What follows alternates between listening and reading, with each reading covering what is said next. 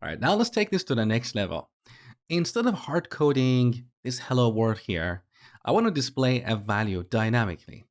So here in the counter class, we need to add a property, call it state, and set it to an object.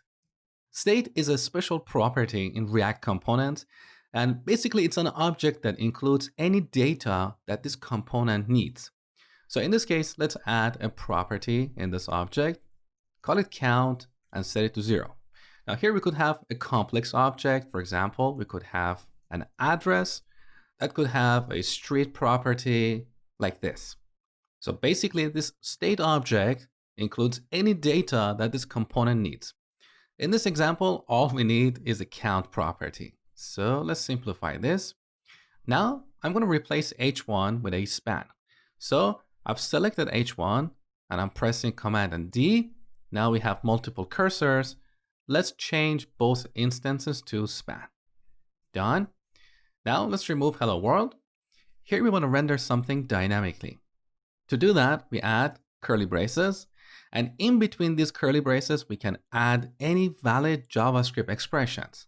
So if you want to render the value of the count property here, we would write code like this. This, to reference the current object, .state, .count.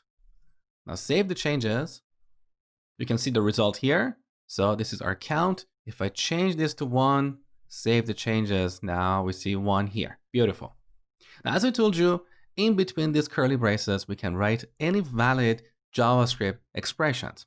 An expression is something that produces a value. For example, we can write something like 2 plus 2, save the changes, we get 4 here. Or we can call a function that returns a value. For example, let's add a method in this class, call it format count. In this method, we want to check the value of the count property. If it's 0, we want to return 0 as a string. Otherwise, we want to return the value of the count property itself. So we can do something like this. Return this .state.count. If it equals 0, we're going to return the label 0. Otherwise, this .state.count. Now, before looking at the result, I want to quickly improve this code. Look, we have this repetition of this .state.count. Whenever you have code like this, that's a perfect opportunity to use object destructuring that you learned about in the last section. So we can destructure this object and pick the count property. Like this. Const, we add curly braces, count, we set it to this .state. So we're picking the count property of this object and storing it in a separate constant called count.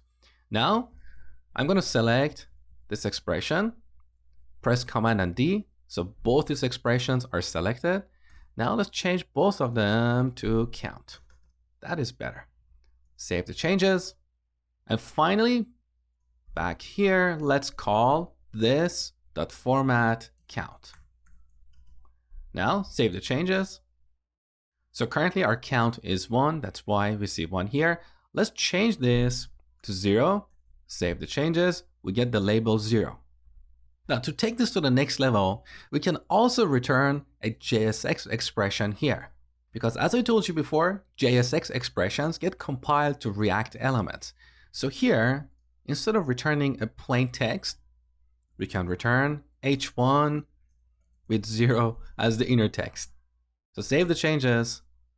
Now we have an h1 here. So this is what I want you to understand.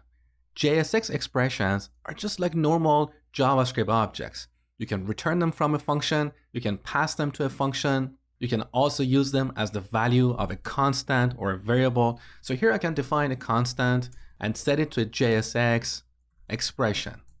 That's perfectly fine. So now let's simplify this code. We don't need this anymore. And here on line 19, I just want to return 0 as a plain text. Next, we're going to look at setting attributes.